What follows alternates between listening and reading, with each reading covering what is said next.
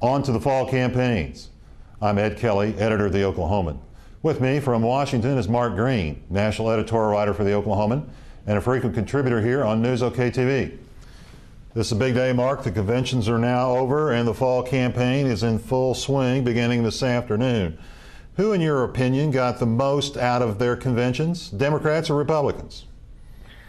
Well, I suppose we'll probably have a poll in the next couple of days that'll tell us for sure, but you know, it seems like to me that there's an advantage in this whole thing of going second. Democrats had a very successful convention in Denver, and then the Republicans back-to-back, really, you know, starting right away, had also a good week in St. Paul.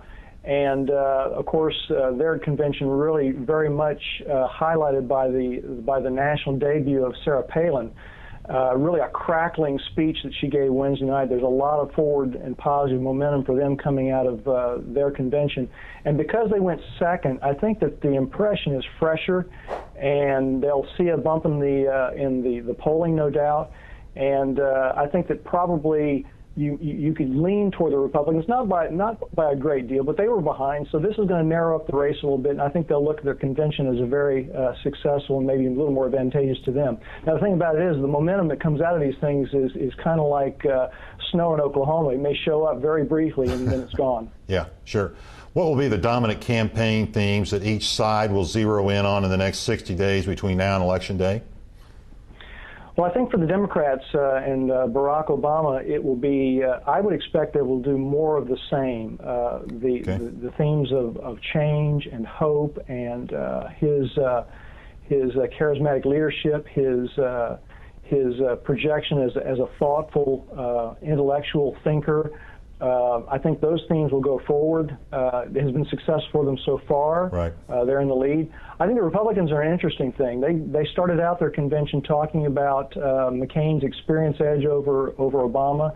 But I think that with Sarah Palin's speech Wednesday night, they were able to pivot slightly and start to make a play for the change theme, which they will call reform. You notice that the Republicans talked a lot about being reformers and reforming things here in Washington. I think they're trying to, if not capture the change theme from Obama, they're trying to claim some ownership of it. So I think those themes will go forward. The two for the Republicans being, again, Obama's inexperience relative to McCain, and then also the fact that this new ticket with this fresh face on it is going to go for reform and change in Washington.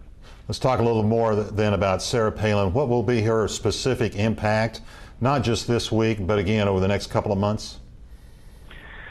Well, it's a little early to tell exactly what her impact, lasting impact, is going to be. I think the initial feeling is that she connects well with average, regular Americans, people out in the country, the flyover part of the country, if you want to call it that, red states, rural parts of even blue states.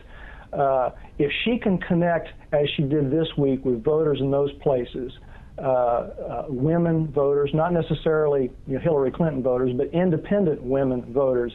I think that's where they will deploy her, as to places like Ohio and Michigan and Pennsylvania. And we've talked before about her being a hockey mom. Any place they play hockey, I think you're going to see Sarah Palin. Sure.